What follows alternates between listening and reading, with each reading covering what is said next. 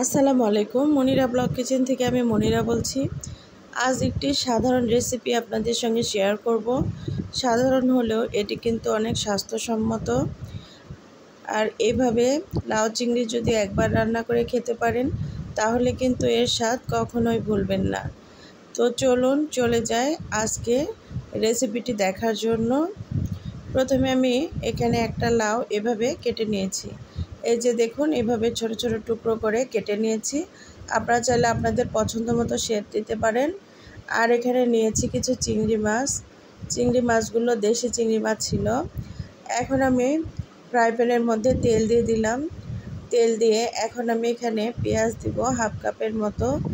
আর এখানে 7-8টা কাঁচামরিচ ফালি করে দিয়েছি। দিয়ে এখন আমি এগুলোকে একটু নেড়েচেড়ে ভেজে নেব।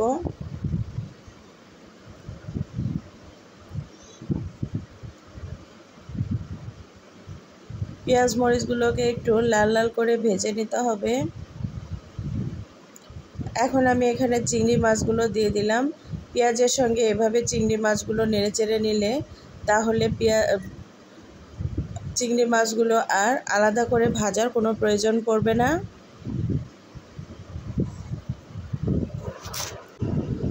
চিংড়ি মাছগুলোকে পেঁয়াজ আর মরিচের সঙ্গে ভালোভাবে একটু ভেজে নিচ্ছি।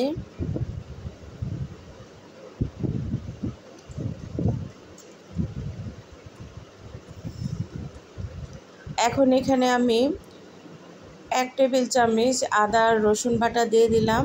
অতিরিক্ত মশলা দেওয়ার কোনো প্রয়োজন নেই। সামান্য মশলা দিয়ে কিন্তু রান্নাটা তৈরি করব। আর এই রান্নাটা অনেক স্বাস্থ্যসম্মত এবং অনেক সুস্বাদু ছিল।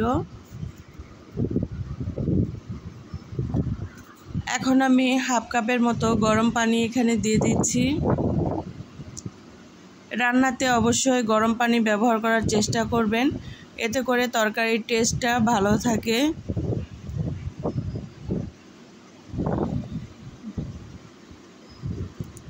এখন এখানে আমি গুঁড়া মশলা ব্যবহার করব। লবণ দিয়ে দিলাম, মরিচের গুঁড়া, হলুদের গুঁড়া আর ধনিয়ার গুঁড়া সবগুলো 1 চামচ করে দিয়ে দিয়েছি। দিয়ে এখন এভাবে ভালো করে একটু নেড়েচেড়ে নিতে হবে।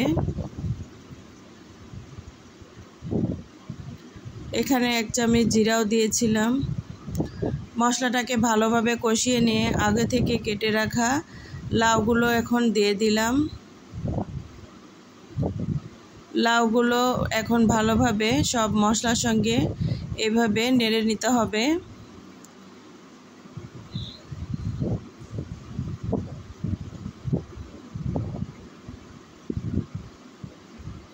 লাউ তরকারিতে অতিরিক্ত মশলা না দিয়ে এভাবে কম মশলায় একবার রান্না করে দেখবেন, খেতে ভালো লাগবে। লাউটাকে এভাবে নেড়েচেড়ে ঢাকনা দিয়ে ঢেকে দেব। কিছুক্ষণ জাল করার পরে ঢাকনাটা তুলে আবার এখন নেড়েচেড়ে দিতে হবে। এভাবে রান্নাটা করে নেব। কিছুক্ষণ পর পর ঢাকনা উঠিয়ে এভাবে নেড়েচেড়ে দিতে হবে। আবার ঢাকনা দিয়ে ঢেকে জাল করে নিতে হবে। লাউটা অনেক ভালো ছিল, এর কারণে খুব দ্রুত সেদ্ধ হয়েছিল আর খেতেও কিন্তু দুর্দান্ত হয়েছিল। আবারও নেড়েচেড়ে ঢাকনা দিয়ে ঢেকে দিব। এখন ঢাকনা উঠিয়ে দেখুন কতটা পানি বের হয়েছে। আর লাউটা কিন্তু এত ভালোভাবে সেদ্ধ হয়েছে যা বলার মতো না। এই সিজনে যে এত সুন্দর লাউটা সেদ্ধ হবে আমি কল্পনাও করতে পারিনি।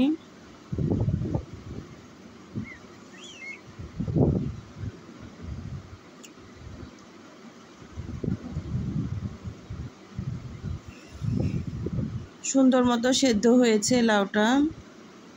এখন এভাবে আরও কিছু সময় নেড়েচেড়ে কষিয়ে নেব।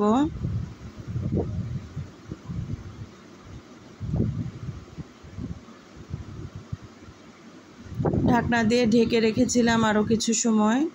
ঢাকনা উঠিয়েছি, দেখুন পানিটা অনেকটাই টেনে নিয়েছে। আবারও নেড়েচেড়ে দিতে হবে এইভাবে।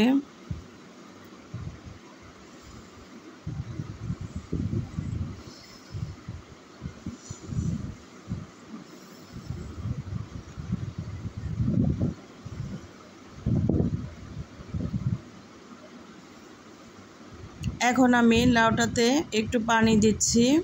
খুব বেশি পরিমাণে পানি দেওয়ার কোনো দরকার নেই, যেহেতু একটু ঝোল ঝোল রাখবো এর জন্য একটু পানি দিয়েছি।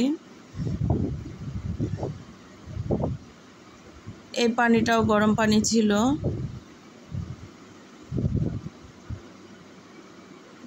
এখন আমি ভালোভাবে নেড়েচেড়ে দিব, দিয়ে ঢাকনা দিয়ে আরও কিছু সময় জাল করে নিতে হবে।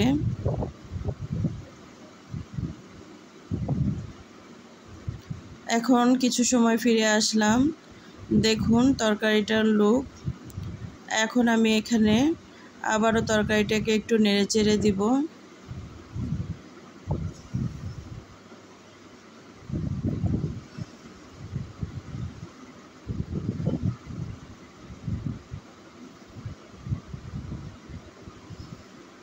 লাউ চিংড়ি খেতে কার কার ভালো লাগে অবশ্যই কমেন্ট করে জানাবেন। এখন আমি কিছুটা ভাজা জিরার গুঁড়া দিয়ে দিলাম, এতে করে টেস্টটা অনেক ভালো লাগবে। আর একটু ঢেকে দিলাম, চুলাটাকে বন্ধ করে দিব।